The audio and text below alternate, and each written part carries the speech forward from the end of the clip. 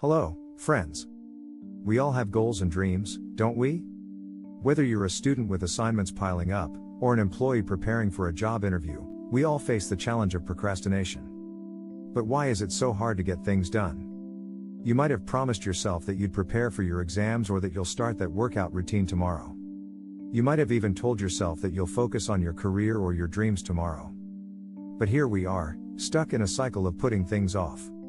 So, what is it that makes us procrastinate, even when we know we should be working? Today, let's explore the science behind procrastination. We'll dive deep into the psychology behind it and discover real, practical solutions to overcome this habit once and for all. Section 1, the root of procrastination. To begin with, let's be honest, we all know what procrastination feels like. You've probably been in a situation where you had a task to complete, but you ended up scrolling through social media, binge watching a series, or just doing anything other than what you were supposed to. But why do we do this? It's not like we're intentionally trying to sabotage our own progress, right? There are deeper reasons at play. The truth is, procrastination is not a modern problem. It has been around for centuries. Did you know that procrastination has been documented since ancient times? In 1400 BC, Egyptian hieroglyphs were found that referenced procrastination. It said, "Friend, stop putting off work and allow us to go home in good time." Fast forward 600 years, and even ancient Greek philosophers like Hesiod were talking about procrastination. And in India, Sant Kabir warned us about putting off work, saying, "Work today instead of putting it off for tomorrow. If catastrophe strikes, when will you prepare?" This shows that procrastination has been a human issue for ages, and it's only getting worse with time. Section 2, why we procrastinate. According to Dr. Piers Steel, one of the world's leading experts on procrastination has actually increased by 300%, 400% in the last 40 years. And guess what? Half of the population is procrastinating on a regular basis. So, why do we procrastinate so much today? The answer lies in the nature of the tasks we put off. Tasks like studying for exams, preparing for interviews, or completing major work projects require effort. We don't procrastinate on things that are easy or enjoyable, like scrolling through Instagram or watching a funny YouTube video. The tasks we tend to procrastinate on require physical, mental, or emotional energy. So, what happens is that we often replace the harder tasks with things that are easier and more fun. We feel good scrolling through Instagram or watching YouTube because there's no mental effort involved.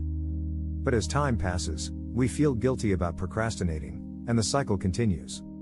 Section 3, the science of procrastination. Now, let's get into the science. Dr. Piers Steel has spent over a decade researching procrastination. According to him, procrastination isn't just laziness, it's about motivation and self-regulation. This theory, proposed by Victor Harold Vroom in 1964, says that our motivation depends on the outcome we expect. If we believe the reward for completing a task is low, we're less likely to work on it. For instance, imagine you're studying for an exam.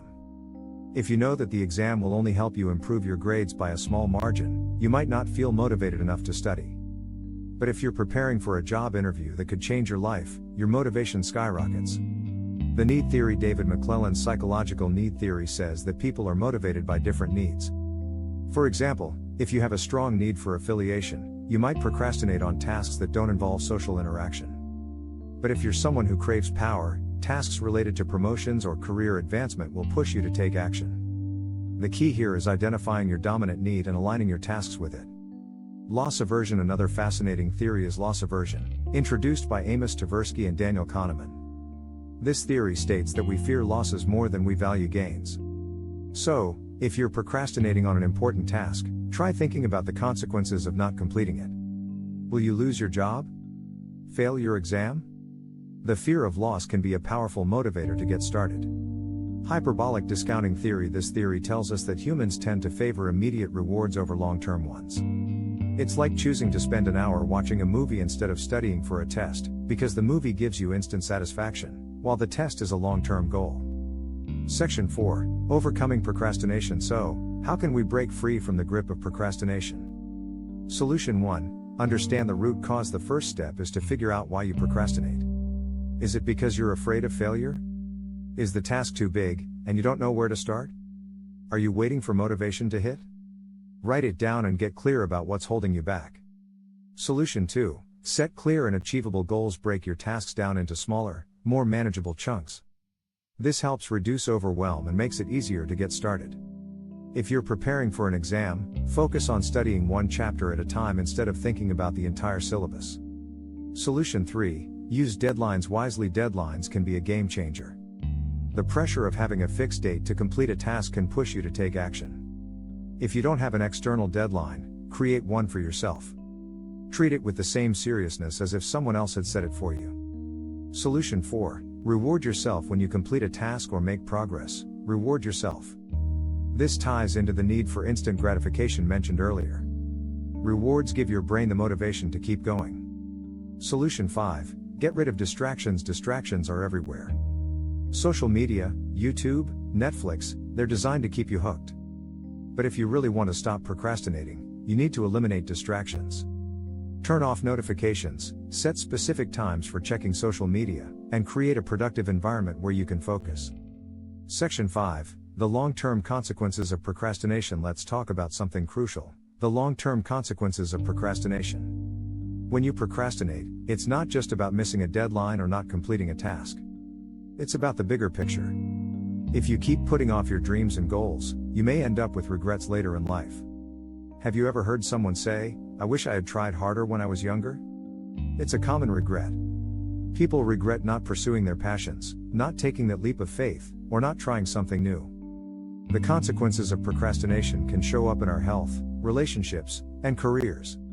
Take fitness, for example. If you keep procrastinating on exercising, it may lead to serious health problems like heart disease, diabetes, or weight gain. And the longer you wait, the harder it becomes to reverse the damage. What about relationships? Procrastinating on connecting with loved ones or making amends can lead to lost opportunities and regret. Don't wait until it's too late to take action. Conclusion: to wrap up, procrastination is a complex issue, but it's not unbeatable. By understanding the root causes of procrastination and applying the right strategies, you can break the cycle and start living more productively. Remember, motivation doesn't come from watching a motivational video. It comes from aligning your personal needs, expectations, and rewards with the tasks you need to accomplish. And don't be afraid of failure. Taking action, even if it's imperfect, is always better than doing nothing at all. So, what's the first thing you're going to do right now? Write it down, break it down, and get started. You've got this. If you found this video helpful, don't forget to like, share, and subscribe for more content on how to improve your life. Remember, procrastination is a habit, but so is productivity. You have the power to choose which one you cultivate. Thanks for watching, and I'll see you in the next